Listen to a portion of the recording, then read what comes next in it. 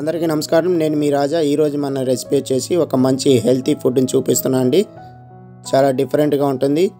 ఎలాంటి పిండిలు కలపకుండా చేసుకోవచ్చు. ఇది పిల్లల నుంచి పెద్దల వరకు చాలా సంతోషంగా తింటారు. ఇలా చేసి పెట్టండి. రండి వీడియోలోకి వెళ్దాం. ఒక మిక్సింగ్ బౌల్ తీసుకొని ఒక కప్పు శనగలు తీసుకుంటున్నా అండి. చెన్న అంటారు.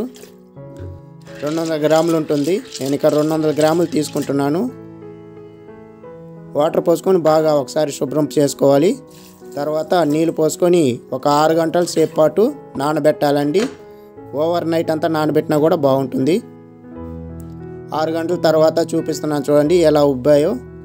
ఈ విధంగా ఉంటాయి. ఇప్పుడు నీళ్ళంతా డ్రైన్ చేసుకొని ఒక పెద్ద మిక్సీ జార్ తీసుకొని అందులోకి శనగలంతా వేసుకొని కారం కోసం ఒక 2 పచ్చిమిరపకాయలు సన్నగా ఇలా తరిగేసుకోవాలి. 1/4 టీ స్పూను జీలకర్ర, 1/4 టీ స్పూన్ ఉప్పు వేసుకోవాలి. తర్వాత ఒక అరకప్పు పెరుగుని వేసుకోవాలండి. కొంచెం కొత్తిమీర, ఒక చిన్న అల్లం ముక్క వేసుకొని నీళ్ళంతా పోయకుండా ఫైన్ పేస్ట్ చేసుకోవాలి. చూపిస్తాను చూడండి. ఈ విధంగా ఫైన్ పేస్ట్ లాగా చేసుకోవాలి. ఎలా వచ్చిందో చూడండి. ఈ విధంగా ఉండాలి. ఇప్పుడు ఇదంతా ఒక మిక్సింగ్ బౌల్లో ట్రాన్స్ఫర్ చేసుకొని ఇందులోకి ఒక 1/4 టీ స్పూను జీలకర్ర పొడి, 1/4 టీ స్పూన్ మిరియాల పొడి, 1/4 టీ స్పూను ఉప్పు వేసుకోవాలి.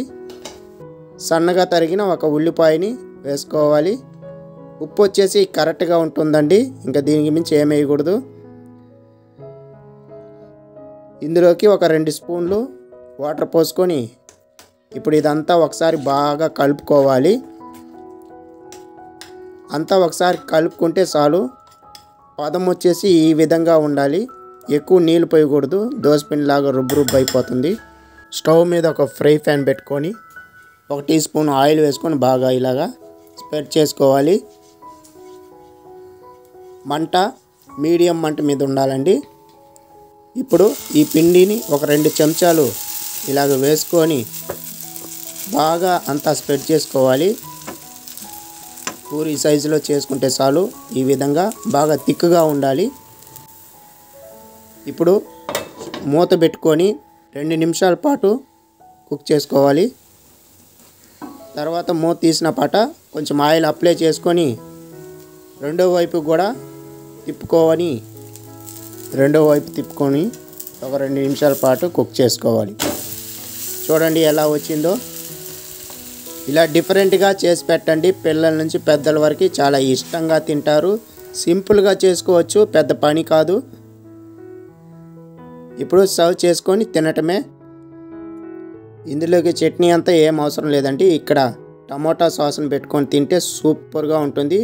తప్పకుండా ట్రై చేయండి. ఈ వీడియో మీకు నచ్చినట్లయితే లైక్ చేయండి, షేర్ చేయండి. నా ఛానల్ సబ్స్క్రైబ్ చేసుకోండి. మళ్ళీ వీడియోలో కలుద్దాం.